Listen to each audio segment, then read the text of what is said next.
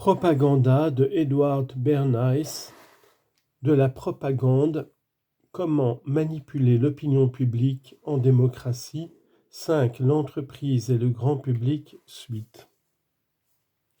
Il serait néanmoins déraisonnable, pour ne pas dire imprudent, de penser que l'opinion se tiendra à jamais aux côtés de la grande entreprise. Très récemment, M. Ripley, professeur à l'université Harvard, l'une des autorités nationales les plus compétentes sur tout ce qui touche à l'organisation et aux pratiques du secteur industriel ou commercial, a dénoncé un certain nombre de problèmes qui, selon lui, sapent la confiance du public dans les grandes firmes. Il a en particulier souligné le caractère souvent illusoire du pouvoir prêté au vote des actionnaires. Le fait que les rapports financiers annuels sont souvent tellement concis et expéditifs que les citoyens ordinaires estiment qu'on se moque d'eux, la généralisation du système des actions sans droit de vote, qui revient la plupart du temps à remettre le contrôle réel des entreprises et de leurs services financiers à une petite coterie d'actionnaires, le refus de quelques grosses sociétés de livrer des informations suffisamment consistantes sur leur situation réelle. En outre, si bien disposée que soit la population à l'égard de la grande entreprise en général, les administrations doivent soigneusement veiller à ne pas baisser dans son estime, car on sait combien elles aimantent le mécontentement public.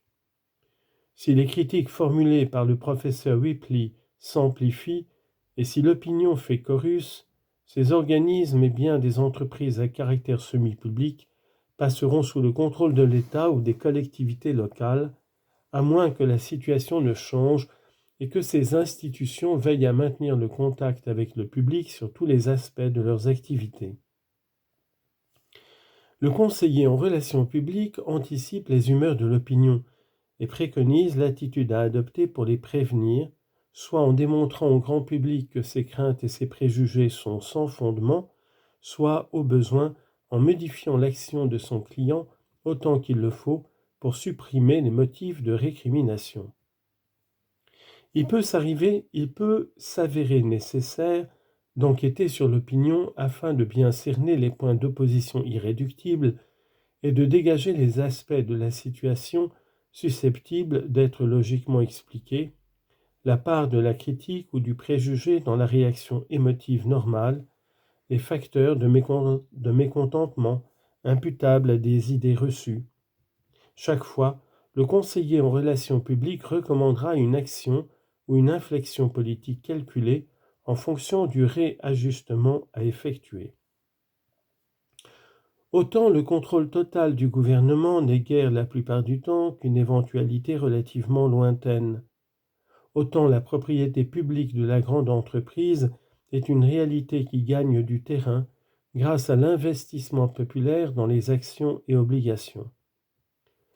Pour juger de ce point de vue, l'importance des relations publiques, il faut savoir que la quasi-totalité des firmes prospères ambitionnent d'étendre leurs activités et doivent en conséquence émettre de nouvelles actions ou obligations.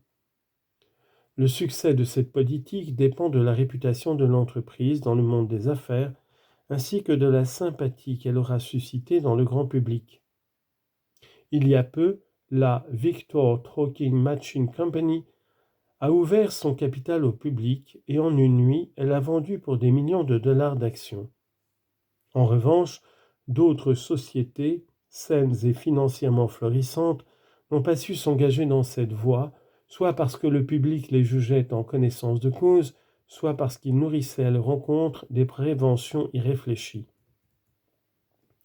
Le succès d'une émission de titres boursiers est tellement déterminé par les faveurs du public, que la réussite ou l'échec d'un projet de fusion dépend en définitive du degré d'approbation qu'on aura su créer dans l'opinion. Une fusion peut dégager des ressources faramineuses à hauteur de plusieurs millions de dollars en une seule opération. Et ces richesses nouvelles sont souvent, en effet, le fruit d'une savante manipulation de l'opinion. On ne répétera jamais assez qu'il n'est pas question ici de hausse artificiellement conférée à des actions par une propagande malhonnête ou des manœuvres boursières, mais d'une valeur économique bien réelle, enregistrée par des entreprises industrielles qui ont réussi à gagner le soutien du public et le traitent en véritable associé.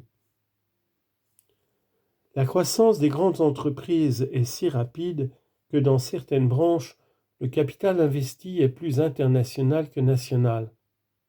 En effet, le financement de l'industrie et du commerce exige de toucher des groupes de plus en plus importants. Depuis la guerre, les Américains ont déboursé plusieurs milliards de dollars pour acheter des installations industrielles étrangères, tandis que les Européens en ont acquis chez nous pour un montant qui, selon les estimations, varie de 1 à 2 milliards de dollars.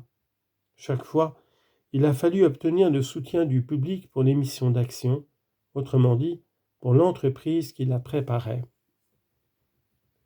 Qu'ils soient gouvernementaux ou municipaux, les prêts publics en direction de pays étrangers sont fonction de la sympathie que ces États ont su ou non s'attirer hors de leurs frontières. L'emprunt lancé par un pays d'Europe de l'Est risque de faire long feu à cause notamment de la désapprobation que suscite dans l'opinion publique américaine le comportement de la famille régnante. D'autres pays, à l'inverse, utilisent avec bonheur le même procédé parce que le grand public est assuré de leur prospérité et de la stabilité de leur gouvernement. La nouvelle technique des relations publiques rend un immense service à l'entreprise, car en contribuant à légitimer les publicistes et la publicité, elle met à mal les arguments outranciers, catégoriques et concurrentiels de la publicité déloyale. Quand deux industriels en concurrence dans un domaine donné s'affrontent avec ce type d'arguments, ils portent tort à leur secteur d'activité en ébranlant la confiance que le public plaçait en lui. Les industriels scrupuleux savent que la seule façon de combattre des méthodes aussi peu déontologiques consiste à utiliser l'arme de la propagande afin d'exposer ce qu'il en est vraiment de la situation. Prenons par exemple le cas du dentifrice. Voilà un secteur éminemment compétitif où l'adhésion publique à un produit plutôt qu'à un autre est assez légitimement fondée sur les valeurs intrinsèques du produit. Or, à quoi a-t-on assisté dans ce domaine ? Un ou deux grands fabricants se sont réclamés haut et fort davantage qu'aucun dentifrice mis au point à ce jour ne saurait offrir. Faudrait-il que leurs concurrents surenchérissent dans l'outrance au risque de perdre le marché ? Mieux vaut opter pour l'arme de la propagande qui mobilise des relais divers. Les dispensaires dentaires, les écoles, les clubs féminins, les facultés de médecine, la presse spécialisée à l'usage des dentistes et jusqu'à la presse quotidienne, pour divulguer au public la vérité sur les qualités d'un dentifrice. Cette manière de procéder produira bien sûr ses fruits, et le dentifrice, ayant fait l'objet d'une publicité honnête, touchera le public qu'il mérite. La propagande est un outil puissant pour contrer la publicité immorale ou déloyale. Jamais la promotion efficace d'un produit ou d'une idée n'a coûté aussi cher qu'aujourd'hui. Autrefois, du temps où le pays était moins vaste et où la formidable machine publicitaire n'avait pas encore été inventée, il était relativement facile d'imposer un produit sur l'ensemble du territoire national. En distribuant quelques cigares et en dévidant leur répertoire d'histoires drôles, les voyageurs de commerce arrivaient à persuader les détaillants de toutes les bourgades américaines de mettre leurs articles en vitrine. À l'heure actuelle, pour garder la tête hors de l'eau, les petits industriels doivent trouver à moindre frais des moyens efficaces d'informer des vertus spécifiques de leur production, tandis que pour leur part, les gros industriels choisissent de s'associer dans des campagnes de publicité qui amènent les groupements d'entreprises à rivaliser entre eux. La publicité de masse a créé de nouvelles formes de concurrence. La compétition entre des produits rivaux, destinés eux-mêmes aux usages, est certes aussi vieille que l'économie elle-même. Celle qui oppose désormais un groupe de produits à un autre a fait couler beaucoup d'encre ces dernières années, et il en a été question dans un chapitre précédent. La pierre le dispute au bois dans la construction, le linoléum au tapis, les oranges aux pommes, le zinc à l'amiante dans les toitures. Monsieur O.H. Cheney, le vice-président de l'American Exchange and Irving Trust Company de New York, a plaisamment évoqué cette concurrence d'un nouveau type dans un discours prononcé à Chicago devant un parterre d'industriels. Citation. Y a-t-il parmi vous des représentants de la chapellerie féminine ? Ils sont peut-être assis à côté de quelqu'un qui travaille pour l'industrie de la fourrure, un rival qui a porté un rude coup à leur commerce en lançant la mode des manteaux pour dames à grand col de fourrure et amené ainsi leurs clientes à se coiffer de petits chapeaux à 2 sous. Peut-être y en a-t-il aussi parmi vous qui s'intéressent aux chevilles du beau sexe, ou plus exactement, représentent l'industrie des bas de soie. Ils ont devant eux 2 adversaires courageux, prêts à se battre à mort, à s'affronter à coups de millions de dollars pour la gloire de ces chevilles. D'un côté, l'industrie du cuir, hostile aux pudeurs de la mode longue, de l'autre, les marchands de tissus qui regrettent le bon vieux temps où les jupes descendaient jusqu'aux pieds. Pour peu que vous représentiez une affaire de plomberie ou de chauffage, vous êtes les ennemis jurés des fabricants textiles, car on s'habille plus légèrement dans une maison bien chauffée. Et si vous représentez l'imprimerie, comment vous résoudre à serrer la main d'un vendeur de matériel radiophonique ?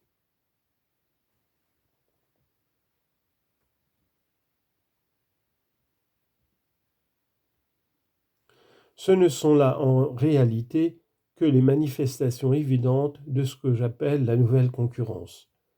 L'ancienne opposait entre eux les membres d'une même branche commerciale. La nouvelle introduit une rivalité entre les différentes organisations commerciales et par voie de conséquence entre vous, messieurs les représentants de ces établissements.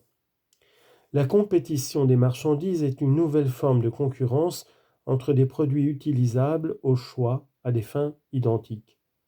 La compétition industrielle est une nouvelle forme de concurrence entre des secteurs de production moins indépendants les uns des autres qu'il n'y paraît à première vue, ou entre des entreprises qui se disputent le porte-monnaie du consommateur.